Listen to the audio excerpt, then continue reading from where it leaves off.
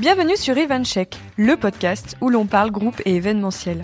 Ensemble, nous partons à la rencontre de personnalités de notre secteur qui nous racontent leur parcours, mais surtout leur savoir-faire et leur vision. Je vous propose, grâce à notre conversation, de booster vos connaissances et inspirations sur notre métier aux mille et une facettes. Je suis Clémence Ferraud, CEO de BookingCheck, et votre hôte sur ce podcast. Bonjour Camille, bienvenue sur EventCheck. Bonjour Clément.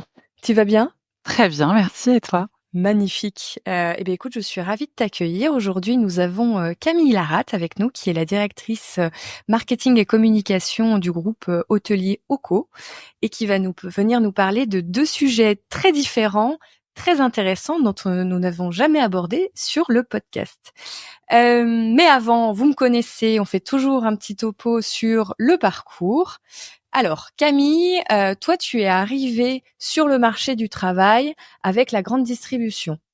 Oui, tout à fait. Et j'étais pas forcément prédisposée à travailler pour un grand groupe agroalimentaire parce que, pour la petite histoire, j'ai commencé en fait mes études en communication événementielle. D'accord. Moi, j'ai vraiment une formation communicante sur la partie événementielle et relations publiques. Donc, ça fait le lien avec le podcast.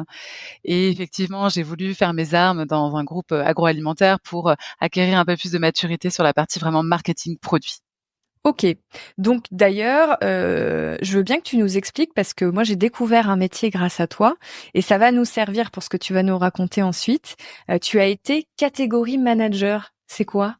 Alors, catégorie manager, en fait, c'est un poste de marketing produit, donc dans différentes catégories de produits. Tu peux avoir des catégories managers sur de la boisson, sur du snacking, sur des cœurs de repas.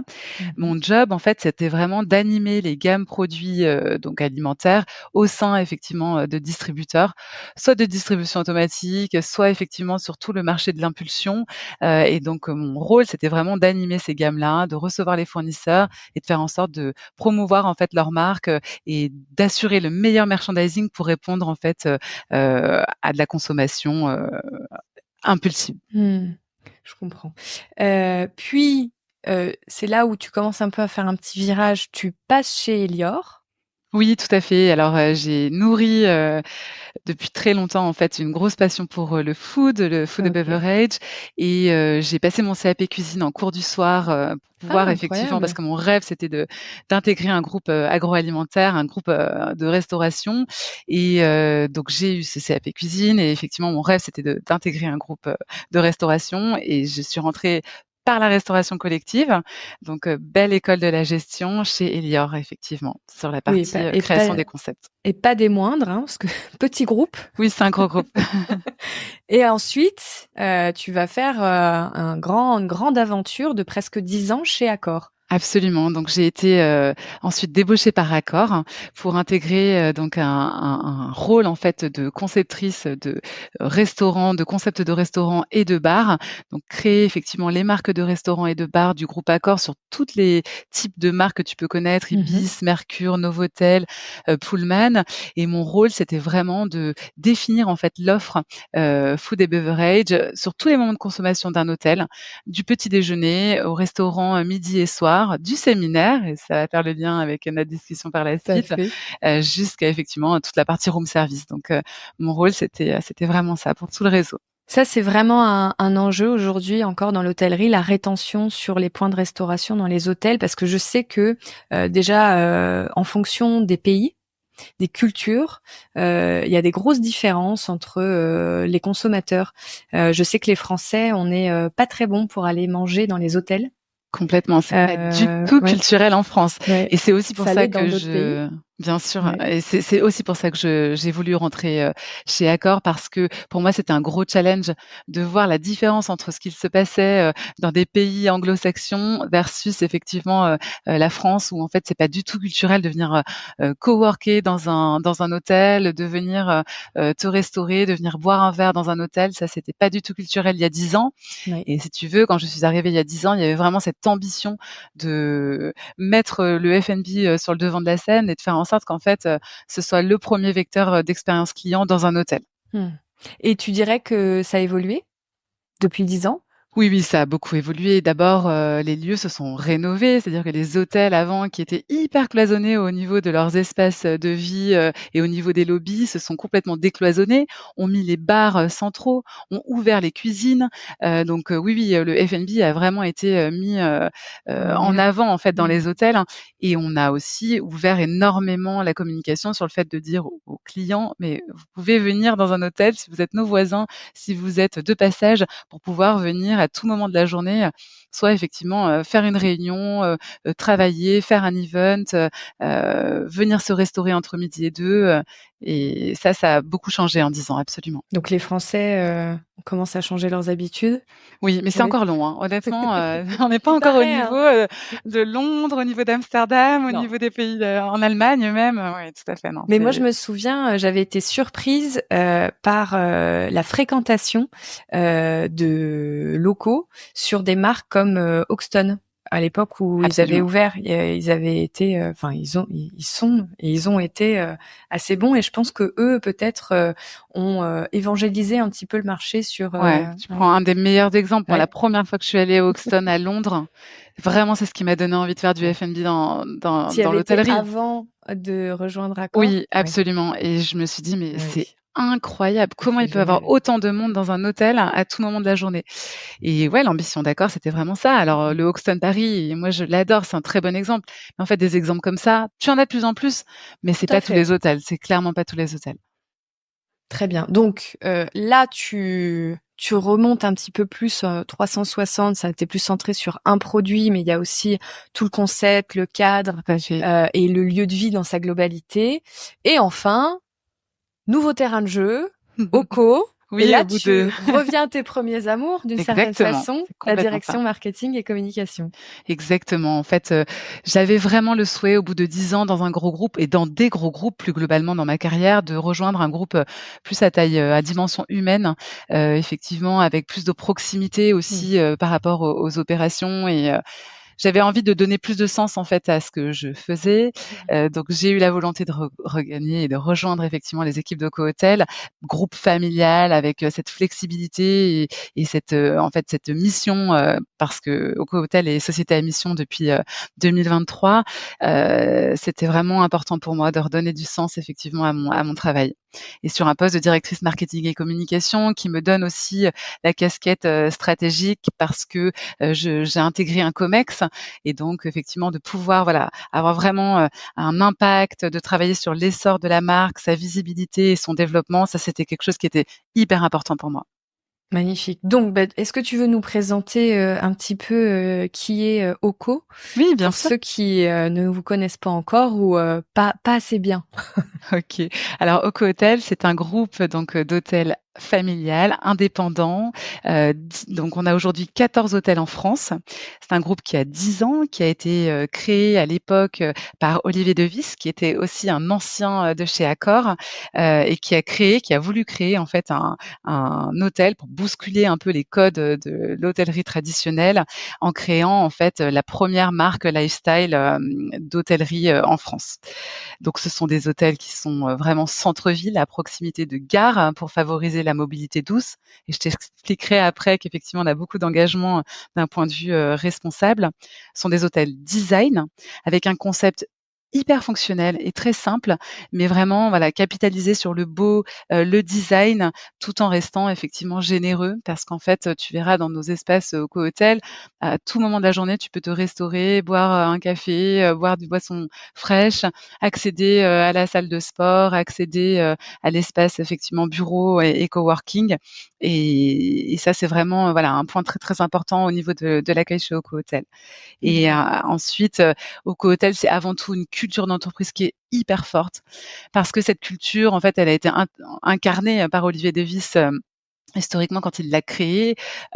Aussi, ça s'explique par la taille de voilà, du groupe qui est relativement petite, Mmh. et donc Solène, sa fille, a effectivement, été promue, directrice générale il y a 2 ans déjà, et donc voilà, depuis, Solène a pris la direction générale de Cohotel.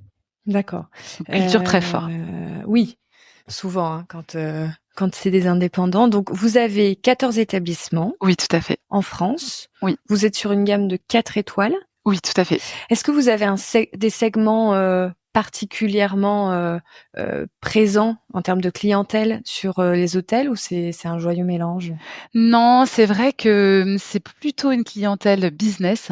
Aujourd'hui, on a c'est un en fait, c'est vraiment un concept qui correspond parfaitement à une clientèle business parce que proximité gare, parce que, voilà, ces chambres sont fonctionnelles et tu as ces espaces de coworking qui évidemment, voilà, favorisent effectivement, toute la partie coworking et ou alors tu peux faire un meeting, dans nos hôtels, c'est tout à fait, Oui, c'est facile. pratique. Absolument et on s'ouvre de plus en plus à une clientèle loisir et où à la clientèle je ne sais pas si tu es familière avec la notion de bleisure, c'est un peu, le mix entre le business et le loisir. Je ne l'avais jamais entendu. Écoute, OK. tu m'apprends un terme Bon, aujourd'hui. c'est, Le bléjeur. voilà, c'est un peu la tendance de dire, OK. quand tu viens, en fait, dans un hôtel pour travailler, peut-être jeudi, vendredi, ben, Ah en fait, ouais. tu vas rester samedi, dimanche pour faire ton week-end, dans la ville et pour la découvrir, d'une autre façon. Donc voilà, donc on Bah nous, s'ouvre de chez plus en plus Booking à cette Check, clientèle. Ouais, on est des grands consommateurs de bléjeur alors. OK, ouais, c'est parfait. Tu dans Parce la que tendance. ça nous arrive souvent de faire ce genre de choses.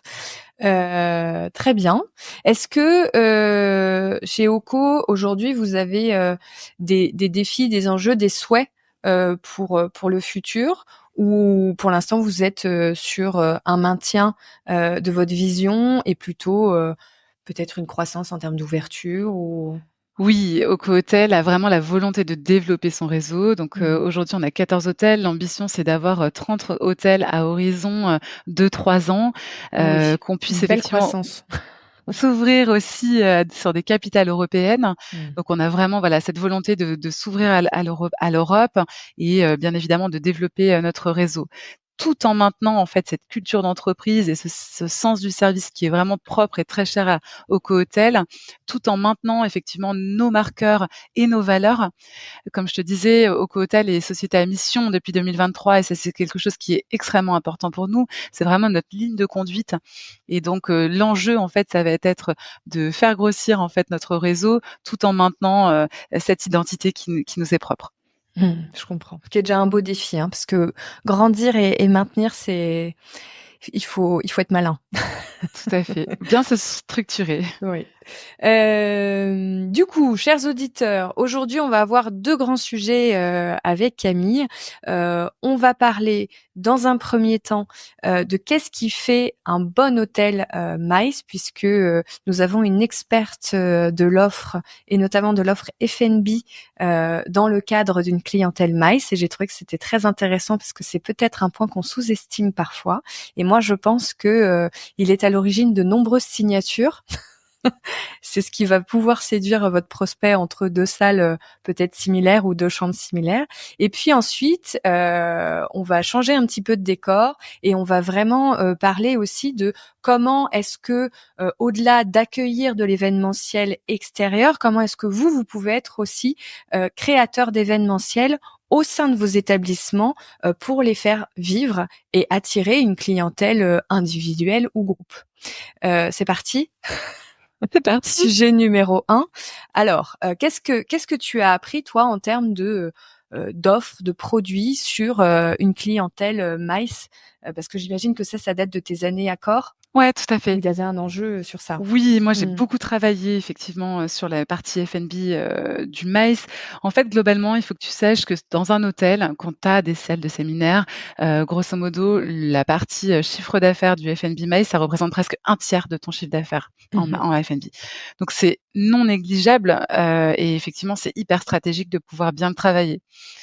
Et à l'époque, donc j'avais beaucoup travaillé effectivement sur, comment est-ce qu'on a une offre et on propose une offre qui soit différenciante sur la partie F&B, donc notamment chez Accor. J'ai travaillé tout un book, sur le sujet et pour introduire ce book, sur LinkedIn, j'avais effectivement fait ce post de dire: «Franchement, on va pas se mentir, qui se souvient encore, des présentations PowerPoint que tu as vécues, ou que tu as vues dans un MICE que tu as fait il y a 2-3 ans?» Franchement personne et par contre, est-ce que tu te souviens, voilà, de comment tu as mangé, avec qui tu as discuté au cocktail, est-ce que, voilà, il y avait du show cooking, des animations? Ça, oui, tu vas t'en souvenir. Donc moi, c'est 50 de ta réponse, c'est de dire: «Pour moi, le F&B, c'est vraiment le premier levier d'expérience client sur un MAES» et c'est vraiment un élément de différenciation hyper fort. Avant, pour le choix effectivement de l'hôtel et pendant l'event pour pouvoir effectivement t'en rappeler et fidéliser ta clientèle. C'est hyper important. Complètement d'accord avec toi. Donc ça, c'est 50 de la réponse, mais il faut que je te donne quand même les 50 autres, Bah, alors, ce qui va être intéressant, c'est de dire qu'est-ce qui, selon toi, je suis un établissement, que ce soit parce qu'en fait, ce que tu dis, ça marche pour tous les segments, on va dire du CHR large, qui accueille des groupes et des événements. Donc, que vous soyez un hôtel, que vous soyez un restaurant, que vous soyez un lieu événementiel, un domaine. Pour moi, ce sujet-là, il est au cœur de tous ces établissements. Donc, je suis un de ces établissements. J'ai envie de me challenger sur mon offre F&B. Selon toi, par où je prends le début de ma réflexion? Je pense que la première chose, c'est d'être bien conscient des nouveaux usages et des nouvelles attentes, en fait, des clients. Le F&B, ça évolue énormément, ça a énormément évolué ces dernières années parce qu'en restauration commerciale, il se passe tellement de choses et les clients qui vivent aujourd'hui des expériences en restauration commerciale, ce sont les clients qui viennent aussi dans vos hôtels ou dans vos lieux de réception pour effectivement, tester le F&B. Donc ils sont très, ils ont de grosses attentes et surtout ils sont très initiés, en fait, sur le sujet. Ça, c'est vraiment le premier point, c'est avoir conscience de, voilà, de ces nouveaux usages. Après, il y a plusieurs, pour moi, vraiment clés de succès. Ce que j'expliquais beaucoup chez Accor, c'est qu'aujourd'hui, on tend énormément vers l'hybridation des formats. C'est fini le traditionnel entrée, plat, dessert, à table qui dure 3 plombes à midi parce qu'en fait, on n'a pas le temps pour ça. C'est pas forcément un vecteur de convivialité. Tu as aucune surprise et effectivement aucune émotion. Donc l'hybridation en fait des formats, c'est comment est-ce que tu peux en fait, tester de nouveaux formats, peut-être tester effectivement un buffet d'entrée, peut-être tester des plats à partager, peut-être faire en sorte que, ton café, tu le prennes en to go, dans la salle avec, en mode café gourmand. Ça, c'est vraiment, voilà, une façon d'apporter de la convivialité, de la flexibilité, pour le client, de la rapidité aussi à midi et d'avoir un peu de surprise aussi, sur ton event et d'avoir un peu d'émotion. Vraiment l'hybridation des formats, hyper important. Le deuxième point, c'est alors nous, ce qu'on appelait vraiment l'entertainment, donc c'est toute la partie animation. En fait, manger, ça doit être une fête, ça doit voilà, on doit célébrer l'art de vivre à la française, c'est un peu ça. C'est comment est-ce qu'on fait, en sorte que, tu puisses animer, en fait, ta restauration.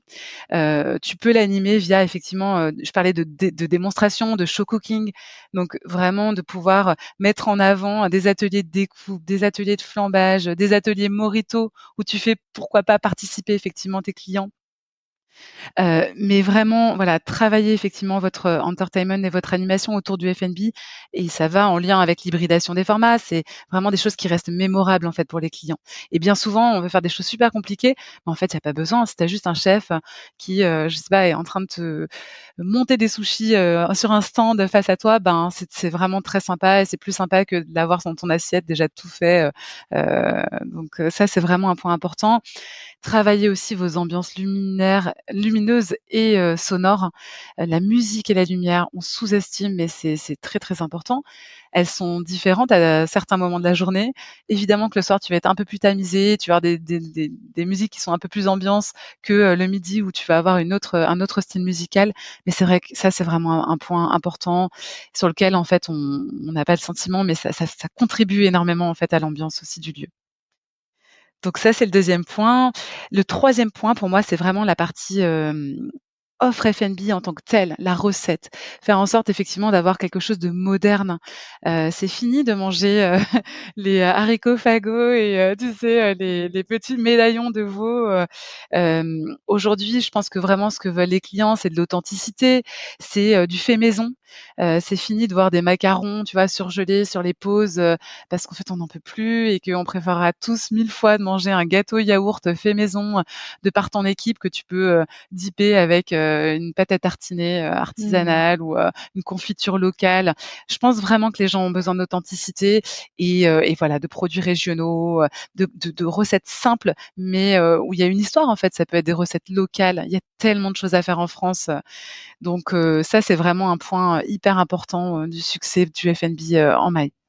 Est-ce que, c'est très intéressant ce que tu dis. Est-ce que tu penses que, parce que moi j'ai une conviction là-dessus, donc on va voir si tu es d'accord.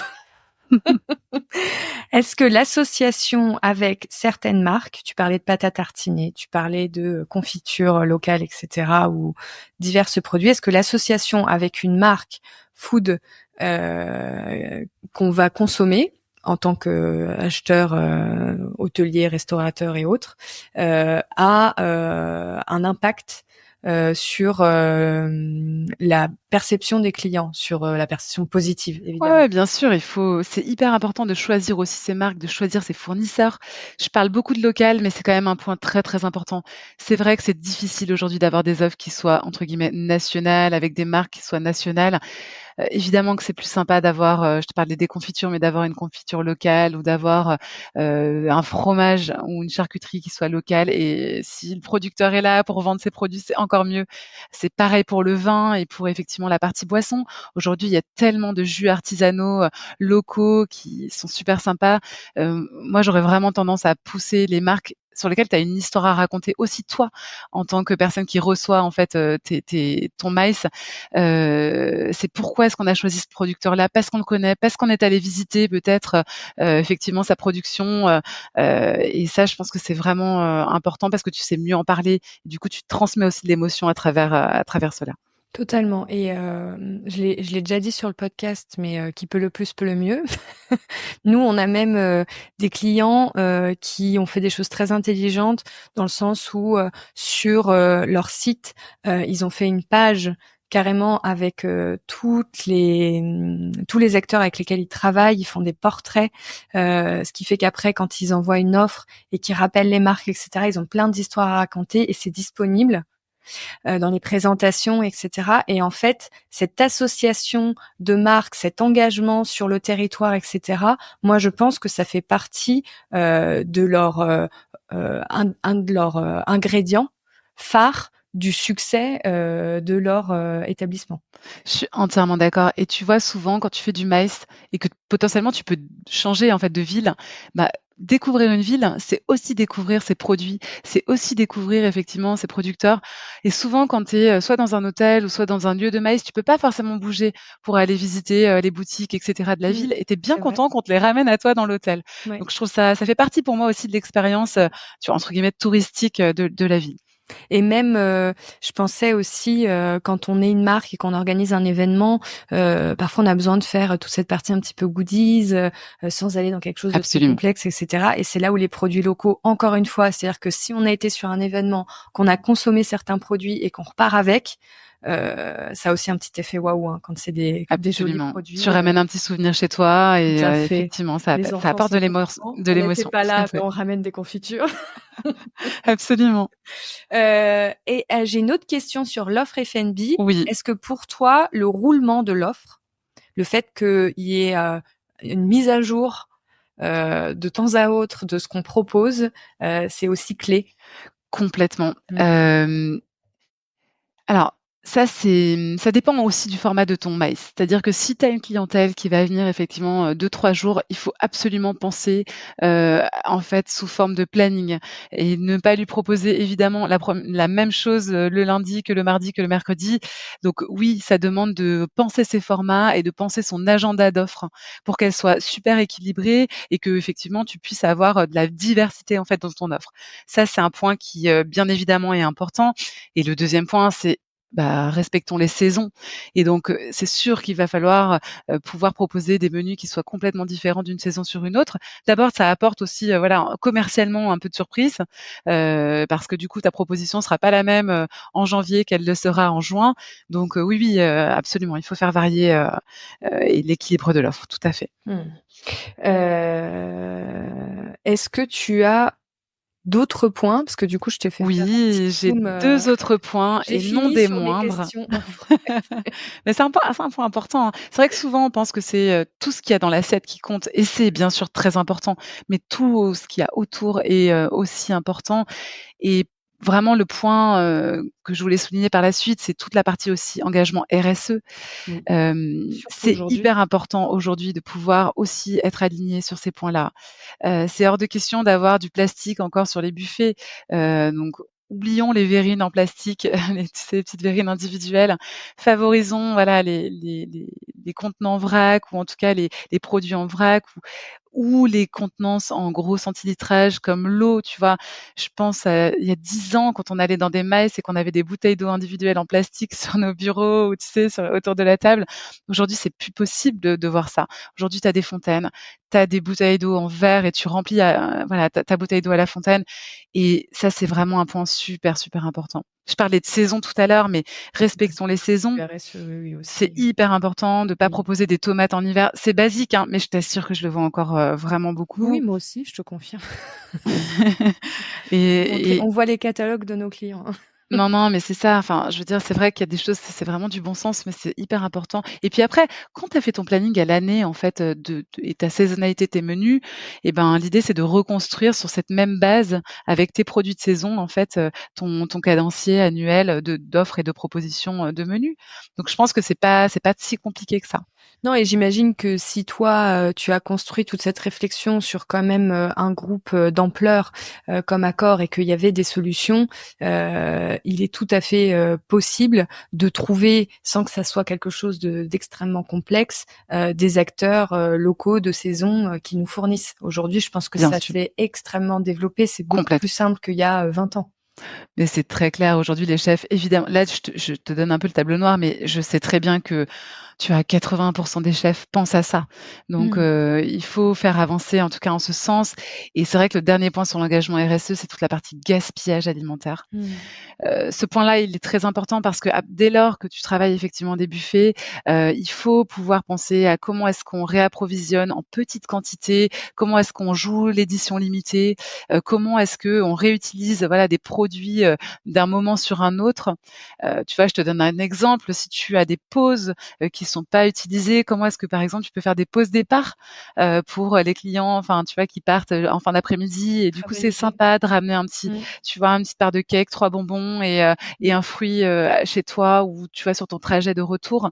Donc je pense que voilà, l'anti-gaspi, ça c'est vraiment un point qui est très important à travailler, et je pense que tous ces formats hybrides dont je te parlais avant peuvent, contribuer à ça. Et d'ailleurs, pour ceux qui nous écoutent et qui n'ont pas vu, si c'est un sujet qui vous intéresse, il y a l'entreprise Saveur qui est passée sur le podcast il n'y a pas longtemps. Donc, vous pouvez Oui, aller creuser le je l'ai sujet écouté juste du avant, super, du gaspillage alimentaire aussi. complètement. Euh, Top. Est-ce que tu penses à d'autres choses ou tu penses qu'on a bien couvert Je pense qu'on est pas déjà? mal, Moi, je je pense qu'on est pas mal après, aussi. globalement, voilà, la présentation de ton offre, elle est super importante. Enfin, il faut pas oublier, bien évidemment de bien la présenter, tu vois? De la couleur, de la lumière. C'est aussi important que ce que tu as, en tout cas, dans ton assiette. De la décoration, de la végétalisation sur tes buffets. Ça, c'est vraiment c'était une grosse partie de mon job, chez Accor. C'est comment est-ce que tu scénarises ton offre. Oui, puis Tu ça, peux c'était thématiser aussi, tu vois, tes offres. Alors sans tomber dans le kitsch, ça faut faire attention, mais tu peux effectivement, voilà, thématiser avec des thèmes qui soient vraiment sympas et du coup décorer et raconter une histoire autour de tes buffets. tout à fait. Noël arrive. Exactement. par exemple. Par exemple. Et aussi, tu parles de présentation. Nous, on voit beaucoup les présentations notamment des clients qu'on onboard, ceux qui nous rejoignent. On fait toujours un audit de la façon dont ils ont travaillé avant que on commence à travailler ensemble, et donc on voit leurs plaquettes, leurs offres, etc. Et ça aussi, challengez-vous. Je trouve que on est encore frileux à passer par un designer, mais vraiment n'hésitez pas. Ah, je suis entièrement d'accord. Parce que au lieu, en fait, il y a encore un réflexe sur le marché qui pour moi n'est pas un bon réflexe, c'est qu'on a tendance à vouloir faire une présentation pour chaque nouvelle demande qui arrive. Et en fait, du coup, on se retrouve à devoir faire des présentations que les commerciaux doivent éditer au cas par cas. Comme les commerciaux ne sont pas des designers, les pauvres, ils ont déjà pas mal de choses à faire. Et ben, ils sont sur des PowerPoint, des docs, j'en passe et des meilleurs. Et c'est pas pro. C'est pas beau ce qui sort. Et je dis toujours, et peut-être tu seras d'accord ou pas, tu me diras justement, ça va être intéressant.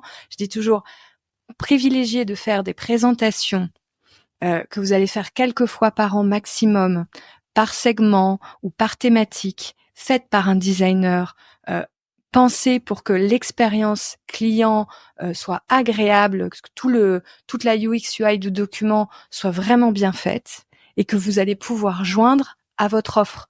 L'offre et la présentation n'ont pas besoin d'être mergées. C'est pas mon mot. Tellement d'accord. Et tu vois, la qualité de la photo, elle est hyper importante. Très importante. Surtout pas utiliser effectivement les photos, voilà, que le chef a pris avec son iPhone. Moi, je suis pas photographe et je préfère avoir effectivement 3 belles photos qui soient shootées par un photographe et voilà, qui illustrent très bien ton offre sans rentrer dans le détail de, tu vois, la photo par, plat. Mais c'est clair que la présentation, F&B, les brochures, le visuel, pas trop de texte, c'est ultra important. Et tu vois, moi, je me souviens, il y avait des chefs, alors chez Mercure notamment, on avait des chefs quand même super qualifiés et parfois ils faisaient des menus surprises.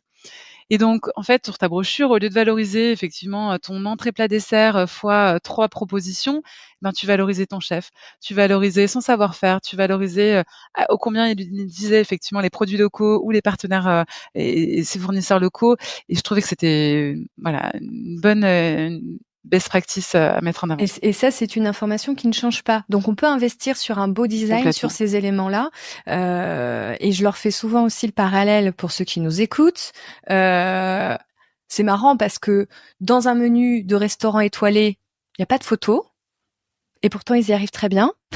Bien sûr. Alors que dans un menu de sushi, il y en a. Parce qu'on me dit souvent, oui, mais les photos, ça vend, ça vend. Ça peut faire l'inverse.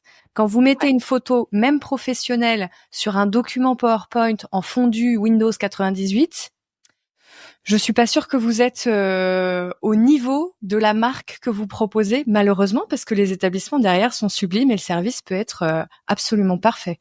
Mais ça se ressent pas. Voilà. D'accord. Donc la présentation sur site et hors site va faire son petit effet. Donc arrêtez de craindre d'investir dans du design. Allez-y gaiement, vous allez voir, les clients vont adorer. Je suis d'accord avec toi, Clément. Merci. Ça me rassure. Surtout venant d'une directrice communication et marketing, ça va. J'ai pas dit de bêtises. On passe à la partie event. Ouais, avec plaisir. Top. Donc ça, c'est vraiment ton sujet Ouais. d'actualité, c'est ton sujet Ouais. chaud. Et chez Oco, donc tu as tout un projet de faire vivre les établissements par de l'événementiel. Bah oui, en fait, c'est vrai que l'événementiel, c'est un vrai pilier stratégique de l'hôtellerie. On en parlait tout à l'heure. Aujourd'hui, on ne sait pas qu'on peut venir effectivement dans un hôtel pour coworker, networker, faire des rencontres, organiser une conférence, un atelier, un séminaire, une interview. Et c'est vrai qu'aujourd'hui, on a des établissements qui sont ouverts sur l'extérieur et dans lesquels on peut faire des formats vraiment très sympas. C'est aussi un vrai pilier pour renforcer la notoriété de ta marque marque, pour commercialiser ton hôtel, pourquoi pas?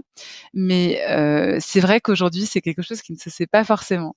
Donc nous, notre ambition, c'est, d'ouvrir nos lieux pour pouvoir effectivement les faire connaître, à travers l'événementiel. D'accord. Alors du coup, j'imagine que vous séparez un petit peu, en fonction de ce que vous voulez attirer? Vous allez peut-être pas Oui. aller sur le même, format d'événement? Complètement. Aujourd'hui, c'est vrai que la 1re chose, c'est de bien définir son objectif. C'est vraiment le premier conseil que je donnerais, voilà, globalement, c'est à qui est-ce que tu adresses effectivement ton événement. C'est pas la même chose de s'adresser, à ta clientèle, hébergée, B2C pour animer effectivement ton hôtel à travers un event, que de commercialiser, ton hôtel à travers un événement vraiment B2B, pour pouvoir effectivement faire, visiter les lieux, faire connaître ton hôtel, faire connaître ses chambres. Et le prétexte, en fait, c'est d'organiser cet événement-là, mais c'est vraiment un prétexte pour pouvoir commercialiser ton hôtel et que, en fait, tes prospects, tes clients et tes invités puissent se dire: «Ah oui, je ne savais pas qu'on pouvait, organiser, tu vois, une conférence. Je ne savais pas qu'on pouvait organiser, une rencontre, un dîner, dans un hôtel». Donc c'est vraiment ça l'ambition. Bah, c'est ce que pareil, c'est des sujets que j'évoque souvent avec nos clients. Je leur dis souvent: «Essayez d'imaginer comment est-ce que vous pouvez faire vivre l'expérience de ce qu'ils ne connaissent pas». En événementiel, par exemple, quand on s'adresse à des potentiels acheteurs, je vais prendre une agence, on n'organise pas toujours des événements pour inviter nos acheteurs. Mais Absolument. alors que, en les invitant, on leur fait vivre l'expérience du lieu et donc on leur donne énormément déjà de réassurance sur le produit et le savoir-faire, mais on leur donne aussi du contexte pour que eux puissent le vendre, puisque derrière ça va être nos porte-parole.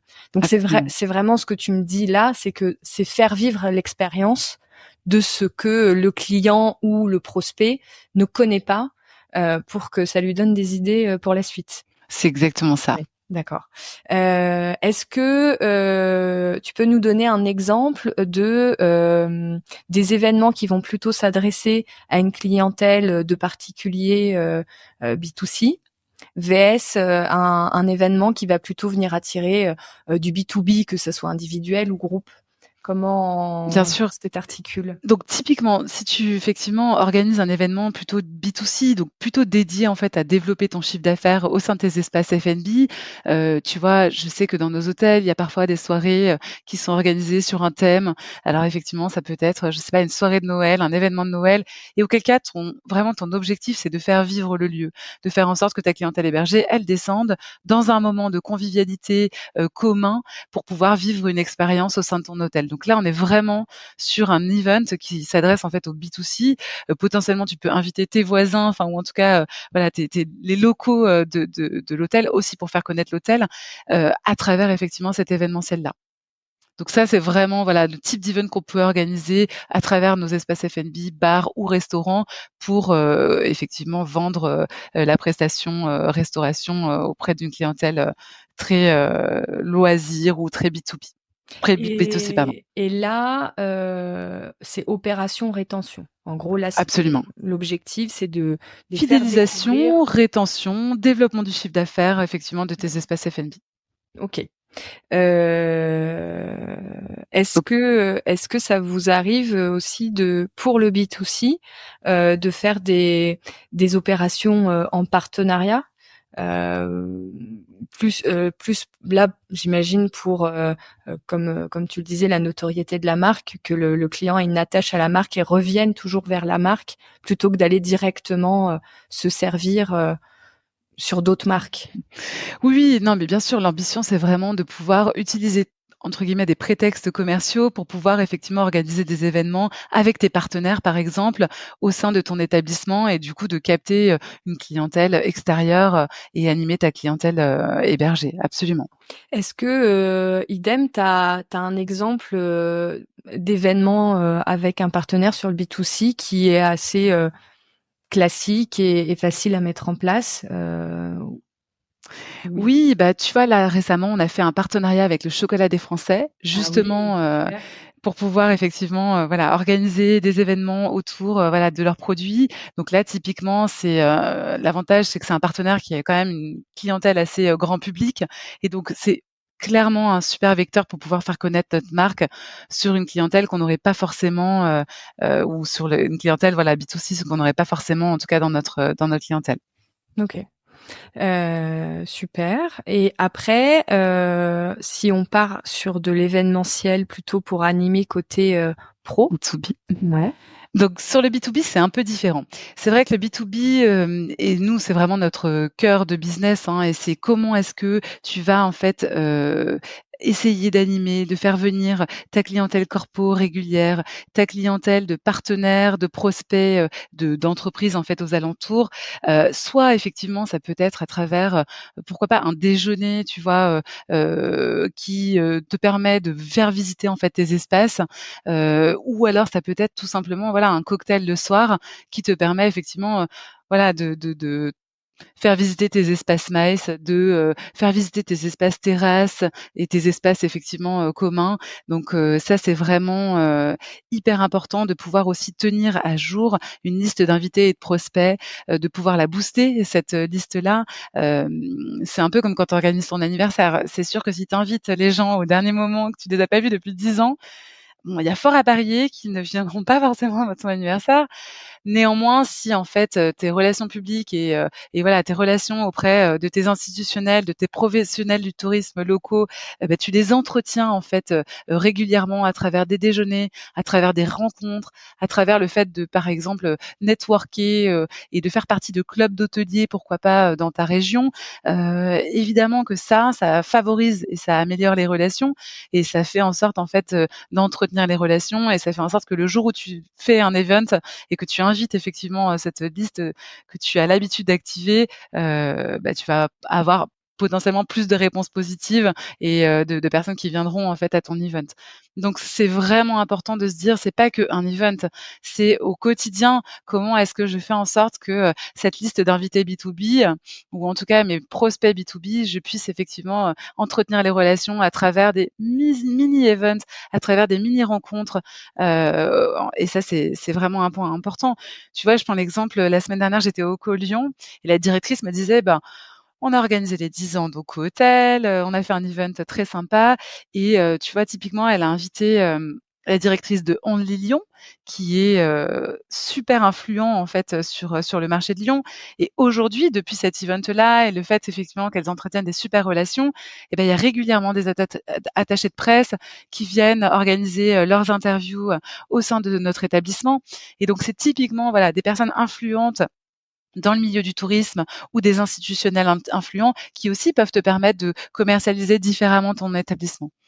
Et du coup, vous, au service marketing et communication, vous allez faire le lien, parce que ce que tu es en train de me dire, pardon, je m'autocoupe, ce que tu es en train de me dire aussi, c'est ce que tu es en train de nous souligner, c'est l'importance du relais des équipes sur site. Complètement. Est-ce que quand vous mettez en place ce genre de projet et d'événements, est-ce que derrière il y a un petit peu comment je pourrais dire, un coaching des équipes Ouais. commerciales sur Tu as mis le doigt sur le point le plus crucial, c'est comment est-ce que tu fais en sorte effectivement d'impliquer tes équipes et au-delà de les impliquer, je veux dire, tu vois, un directeur d'hôtel pour moi, il doit, être l'organisateur en fait de son event. Je te prends effectivement l'exemple des 10 ans d'Oco Hotel. Donc cette année, on a fêté les 10 ans d'Oco. On a organisé effectivement un gros event à Paris, qui était un événement un peu national dans lequel effectivement on a pu inviter nos partenaires historiques, tu vois, nos fournisseurs, notre équipe évidemment en interne et on a fait effectivement un bel event. Derrière, notre volonté, c'était vraiment de pouvoir dupliquer ce format, d'event sur chacun de nos hôtels. Que chaque directeur d'hôtel et ses équipes puissent aussi s'approprier les 10 ans d'Oco Hotel, puissent organiser en fait leur propre event en, justement, célébrant, et prétextant effectivement, les 10 ans d'Oco Hotel pour pouvoir aussi remercier une clientèle fidèle, remercier des corpos, réguliers, des prospects, inviter, les fournisseurs et les commerçants, locaux. Donc ça, c'est vraiment important Et c'est pour ça fait un peu le lien avec ce que je te disais tout à l'heure sur la listing d'invités. C'est important aussi, effectivement, pour nous, que les directeurs puissent, tu vois, s'impliquer dans leurs organisations d'events. Et ça peut pas être descendant pour moi. Tu peux effectivement leur donner l'inspiration, le Oui, thème et insuffler, évidemment des guidelines, hein, mmh. mais voilà, c'est vraiment important que, en fait, des équipes puissent s'impliquer, se mobiliser et en fait s'approprier leurs propres événements. Mmh. Et ces événements, ils sont là aussi pour animer les équipes. Aujourd'hui, on se rend compte que l'événementiel dans les hôtels, il événementialise et il fidélise aussi, tu vois, nos équipes. C'est hyper sympa de pouvoir en équipe organiser un event. C'est des moments de cohésion qui sont très Totalement. forts et donc ça, c'est vrai que pour nous, c'est très, très important. Et c'est des moments aussi, alors ça c'est plutôt, je prends ma casquette, où nous on organise des événements, pour nos clients et notre communauté. Je mets dans communauté tout ce que tu viens de dire, les partenaires, les prestataires, enfin les personnes qui passent sur le podcast, qui sont pas forcément des utilisateurs, de nos services, mais avec qui on est proche parce qu'on a passé un moment privilégié sur le podcast, etc. Et moi, je trouve aussi que ça a un impact très fort sur les équipes parce que pendant une soirée, ça condense aussi énormément de retours en direct. Parce Carrément. que je me souviens, hein, quand on organise des événements, le client a pas toujours le temps de nous faire un retour sur l'expérience qu'il a vécue pendant son événement au sein de notre établissement. Parfois, il y en a qui ont le temps, qui prennent le temps, avec qui on peut avoir une petite conversation. Parfois, c'est compliqué.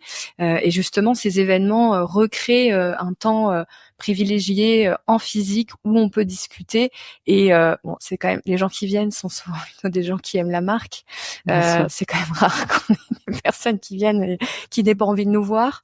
Et donc, il y a vraiment un petit peu un shot de bonheur pour les Absolument. équipes qui œuvrent au quotidien, Vraiment. de se dire waouh, en fait, les clients sont hyper contents et hyper attachés à ce qu'on fait.